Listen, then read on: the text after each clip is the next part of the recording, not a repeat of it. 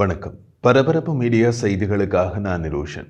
சிரியாவில் உள்ள மேசாஃப் நகருக்கு அருகில் உள்ள ஈரானிய ஏவுகணை உற்பத்தி தொழிற்சாலையில் இஸ்ரேல் நடத்திய அதிரடி கமாண்டோ தாக்குதல் பற்றிய முழுமையான விவரங்கள் இப்போது வெளியாகி உள்ளன. இந்த தாக்குதலின் முக்கியத்துவம், தாக்குதலுக்குள்ளான ஈரானிய ஏவுகணை உற்பத்தி தொழிற்சாலை தனித்துவமாக நிலத்தடியே மிக பாதுகாப்பாக அமைக்கப்பட்டிருந்தது. ஈரானிய ஏவுகணை உற்பத்தி தொழிற்சாலை மீதான தாக்குதல் அசாத் அரசு வீழ்வதற்கு முன் செப்டம்பர் 8 நடைபெற்றதாக இப்போது அறிவித்துள்ள IDF தாக்குதல் விவரங்களை ரகசியமாக வைத்திருந்தது. இப்போதுதான் IDF இந்த அதிரடி கமாண்டோ தாக்குதல் பற்றிய முழுமையான விவரங்களை வெளியிட்டுள்ளது. இவ்வளவு காலமும் ரகசியம் காக்கப்பட்ட இந்த தாக்குதல் இப்போது ஏன் ரகசியம் நீக்கப்பட்டு வெளியிடப்படுகிறது என்ற காரணத்தை IDF வெளியிடவில்லை. ஆனால் தாக்குதல் விவரங்கள் மிக சுவாரஸ்யமாக ஒரு ஆக்ஷன் திரைப்படம் பார்ப்பது போல் உள்ளன. சிரியாவில் இந்த அதிரடி தாக்குதலை நடத்தியது ஷால்டாக் அதிரடி படை. ஷால்டாக் என்பது இஸ்ரேலிய விமானப்படையின் சிறப்பு நடவடிக்கை கமாண்டோ பிரிவு. எனவே அவை பெரும்பாலும் வெளிநாடுகளில், குறிப்பாக சிக்கலான தரையிறங்கும் பகுதிகளில் ஹெலிகாப்டர்களை பயன்படுத்தி சென்று அதிரடி தாக்குதலை நடத்திவிட்டு வர சிறப்பு பயிற்சி பெற்ற பிரிவு. சிரியாவின் ஈரான் இப்படியொரு தரையடி ஏவுகணை தொழிற்சாலையை அமைத்து ஏவுகணை தயாரிக்கிறது என்பதை இஸ்ரேல் கடந்த சில ஆண்டுகளாகவே அறிந்திருந்தது. சமீப ஆண்டுகளில் விமானத்தில் இருந்து குண்டு வீசி தரையடி ஏவுகணை தொழிற்சாலையை அழிக்க பல முயற்சிகள் மேற்கொள்ளப்பட்டன. அவை வெற்றி பெறவில்லை. காரணம், அது நிலத்தடியில் மிகவும் ஆழத்தில் அமைக்கப்பட்டிருந்தது. அத்துடன் அது அருகிலுள்ள மலையால் ஓரளவு பாதுகாக்கப்படுகிறது. ஆகஸ்ட் 2024 IDF பல்வேறு முன்னேற்றங்கள் காரணமாக இந்த தரையடி ஏவுகணை தொழிற்சாலையை அழிக்க தரை மற்றும் விமான நடவடிக்கையை ஒருங்கிணைத்து கமாண்டோ பாணியில் தாக்குதல் நடத்துவது பற்றி ஆராய வேண்டும் என்று முடிவு செய்தது. அதுதான் செப்டம்பர் 8 செயல் வடிவத்திற்கு வந்தது. பல இஸ்ரேலிய உயர் அதிகாரிகள் ஆரம்பத்தில் அத்தகைய அதிரடி நடவடிக்கை சாத்தியம் என்று நம்பவில்லை என்று IDF கூறுகிறது.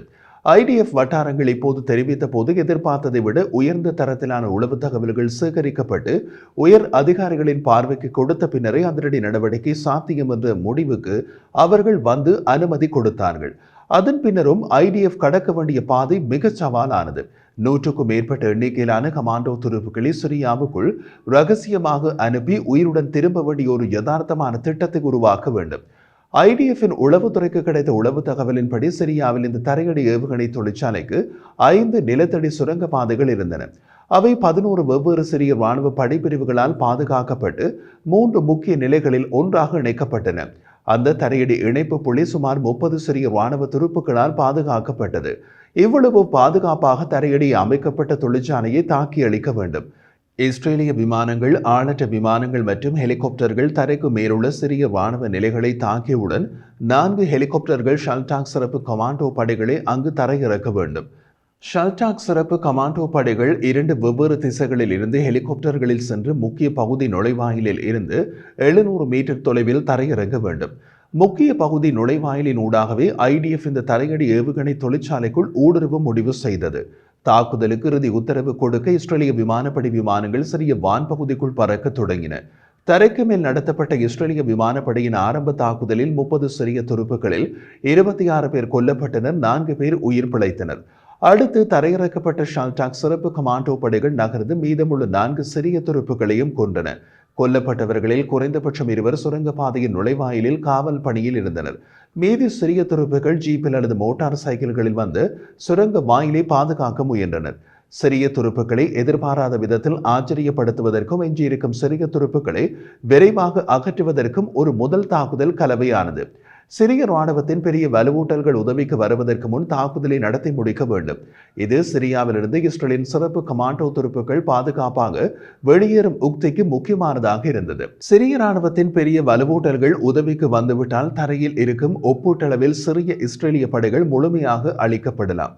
இந்த அதிரடி ஆபரேஷன் ஒரு கட்டத்தில் கிட்டத்தட்ட மோசமான நிலைக்கும் சென்றது. முதல் ஏறக்குறைய 2.5 மணி நேர நடவடிக்கையின் போது கூடுதல் சிறிய படைகள் அனுப்பப்பட்டு இஸ்ரேலின் சிறப்பு கமாண்டோ துருப்புகளை தாக்க முயன்றன. இருப்பினும் அவர்கள் வருவதற்கு நேரம் பிடித்தது. அவர்கள் வந்தவுடன் வானிலிருந்து இஸ்ரேலிய விமானப்படை மற்றும் தரையில் ஷால்டாக் கமாண்டோ படைகளின் ஒரு கலவை சிறிய இராணுவ துருப்புகள் ஆபரேஷனில் குறுக்கிடுவதை வெற்றிகரமாக தடுத்தது. இருப்பினும் இப்போது IDF வட்டாரங்கள் இந்த ஆபரேஷன் இன்னமும் 1 மணி நேரம் அதிகமாக நடந்திருந்தால் நூற்றுக்கணக்கான சிறிய படைகள் அதிக வெடிப்பு சக்தியுடன் வந்து ஷால்டாக் படைகளை கடுமையாக சேதப்படுத்தி இருக்க முடியும் என்று மதிப்பிட்டுள்ளது. ஆரம்ப போருக்கு பின்னர் இஸ்ரேலின் ஷல்டாக் படைகள் வெளியே சொல்லப்படாத வழிகளை பயன்படுத்தி தரையடி சுரங்கத்தின் பிரதான கதவுகளை உடைத்தது. அந்த கதவுகள் மிகவும் சிக்கலான முறையில் பூட்டப்பட்டிருந்தன. இந்த செயல்முறை குறிப்பிடத்தக்க நேரத்தை எடுத்தது. ஷல்டாக் கமாண்டோ படைகள் அதை முடிந்தவரை விரைவாக செயற்படுத்துவது பெரிய சிறிய இராணுவ வலுவூட்டல்கள் வருவதை தவிர்ப்பதற்கான திட்டத்தின் மற்றொரு முக்கியமான பகுதி.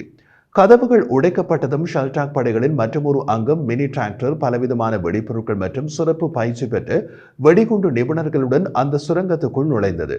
முக்கிய உள்கட்டமைப்புகளுக்கு 3 பாதைகள் இருந்தன. ஷல்டாக் கமாண்டோ படைகள் 3 பாதைகளையும் பயன்படுத்தியது. பல தாழ்வாரங்களை கடந்து சென்ற பின்னர் சக்தி வாய்ந்த ஆயுதங்களை கொண்டு 3 முக்கியமான அறைகள் காணப்பட்டன. அத்துடன் ராக்கெட் என்ஜின்களை உருவாக்குவதற்கான 4 அறைகள், பல தளவாட அறைகள் மற்றும் அலுவலக இடங்களும் இருந்தன.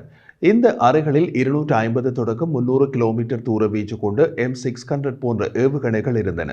ராக்கெட்களின் 130 கிலோமீட்டர் தூர வீச்சு கொண்டு M302, 70 கிலோமீட்டர் தூர வீச்சு கொண்டு M122 உட்பட பிற ஆயுதங்களும் இருந்தன. அவை அனைத்தும் சக்தி வாய்ந்த குண்டுகள் வெடிக்க வைத்து அளிக்கப்பட்டன. அதில் முழு தொழிற்சாலையும் அழிந்தது. இந்த ஆபரேஷனில் 120 ஷல்டாக் அதிரடி கமாண்டோக்கள் தரையிறக்கம் செய்யப்பட்டார்கள். ஆபரேஷன் முடிந்ததும் அனைவரும் பாதுகாப்பாக இஸ்ரேல் திரும்பினார்கள்.